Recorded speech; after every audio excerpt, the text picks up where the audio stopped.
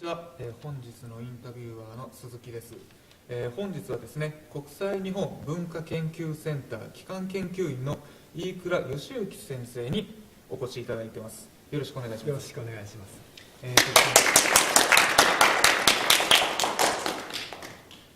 飯倉さんはですね、交渉文芸、いわゆる民話ですね、中でもその世間話の研究をされているということなので、ちょっとその辺の研究内容をお話しいただけますでしょうか。交渉文芸、いわゆる民話というふうにご紹介いただきましたけども、その世間話というのをですね、特に注目して交渉文芸、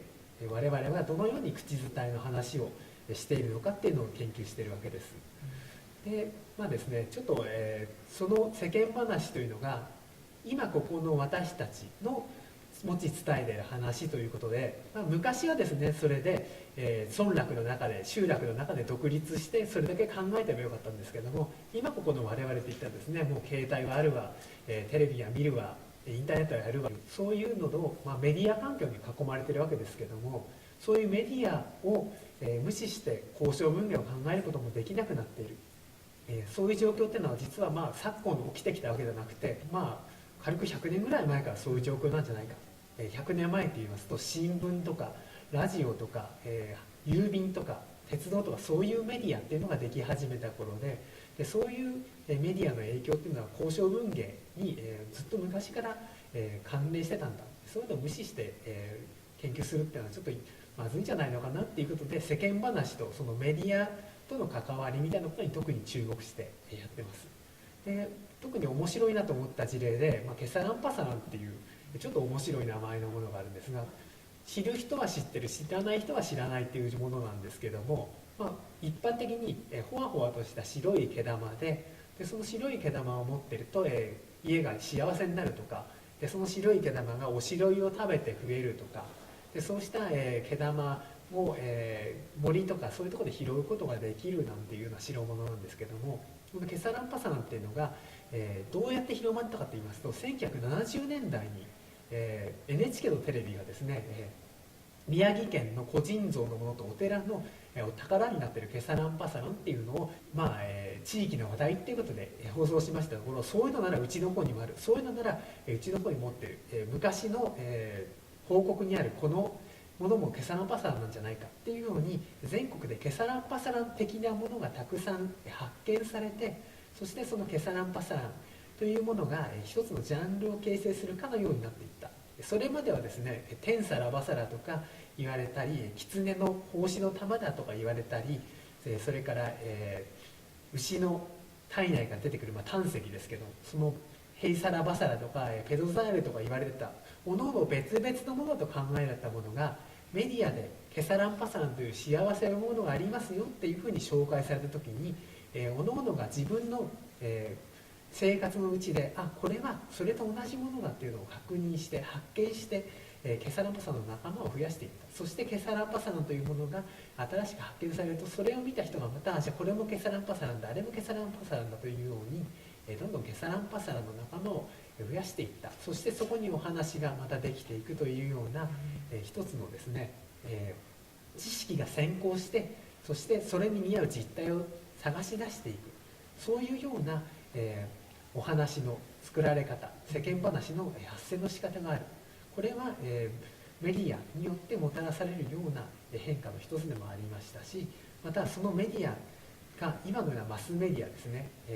一瞬にして全国の何千万人何万人、何億人という人が、全世界の何億人という人が見るようなメディアでなかった時代にも、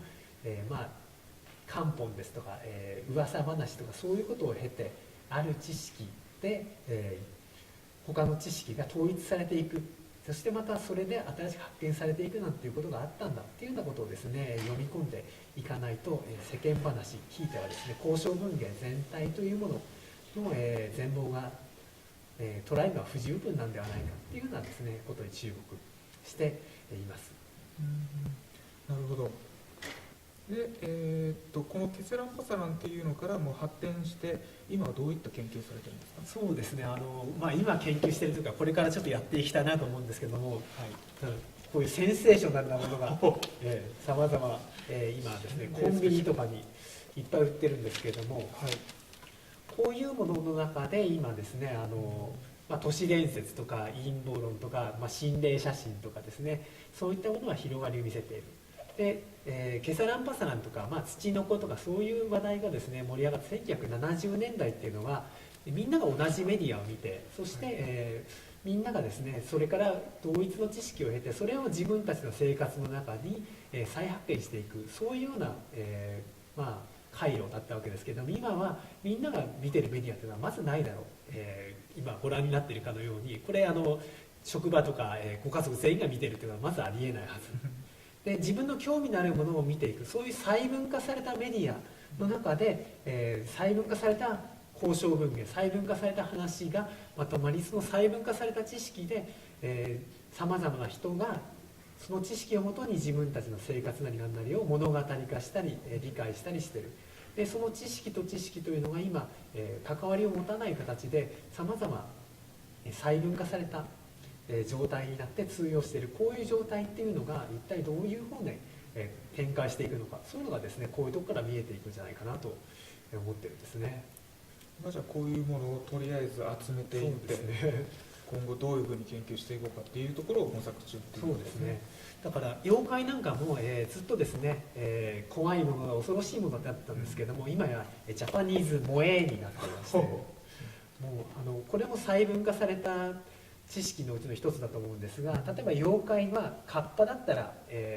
頭に皿があってとか、水がないと弱ってキュウリが好きでとかいう知識として流通して、じゃあそれを加工してこういうふうに可愛い形にしていったりする。それは元の妖怪とは随分異なったことになる。知識が先行して、その知識から見つけ出せるものを生活の中に見つけ出していく。その流れの先にその知識を自分の面白いように変容させて、そして新しいものを生み出していく。メディアが一人一人が細分化して自分の好きなものを選び取っていくときに、共通性を持たない個々の発想というようになっていく。でもそれをつなぐのはなんだかこれ似た感じなんですけどね、なんか似た感じだっていうどっか核がある。でここで生み出される物語のがもうすごく似た感じになってくる。この細分化と、しかしその中でも軸のようなものがあって、カテゴリーを形成する。でそれをつなぐ話というのが一体どういうふうになっているのか。これだけ出すとちょっと突飛なように思えるんですけども、これですね先ほどの民話とかそういったものの延長線上で自分はやってる一応つもりでして、もともとですね笑い話っていうものに興味を持ってやってたんですが、怖い話と笑い話の真逆みたいなんですけれども、その中でも愚か村話という領域がありまして、ある特定の集落村落の人を、名指しにしてですね、あそこの村落は、物知らずばっかりいるっていうふうに周りが笑うっていうかなり、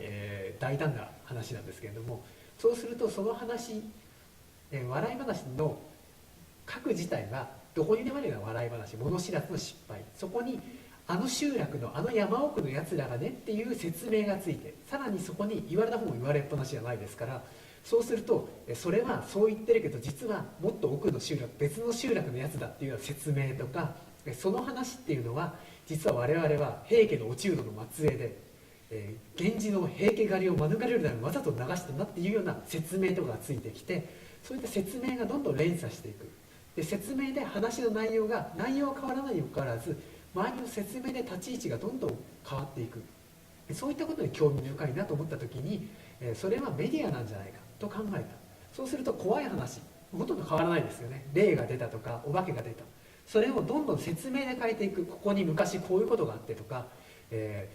これは関東大震災の時のとか、これは花魁淵と言われるところで、武田信玄がとか、そういった説明の方がむしろ主になって変わっていく。そういったことが交渉文芸とメディアとの地続き、実はぶっちぎれているものではなくて1対1で対応しているで、対立している、そういうものではなくてグラデュエーションを描いていってお互いに通行可能なものなんじゃないかっていう視点が成り立つんじゃないか、そういうのがですね、だんだん流れてきて、で一番センセーショナルが起きちゃったっていうことになるんですけれども。なるほど。今日は本当にありがとうございました。ありがとうございました。